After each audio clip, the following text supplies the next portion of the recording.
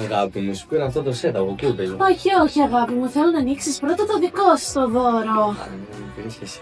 Εννοείται αγάπη μου, σου πήρα ένα θερμός προσωποποιημένο από τη Memory Box. Είναι μόνο για σένα. Ωραίο. Εδώ όμως γράφει Βασίλης, εμένα με λένε Αντρέα. Αγάπη μου, κάποιο λάθος θα έχει γίνει. Λάθος, εντάξει, οκ. Δεν πειράζει, κάποιο λάθος θα γίνει. Τι θα κάνω τώρα? Θα πάρω το Γιώργο. Έλα Γιώργο, έχω σοβαρό πρόβλημα.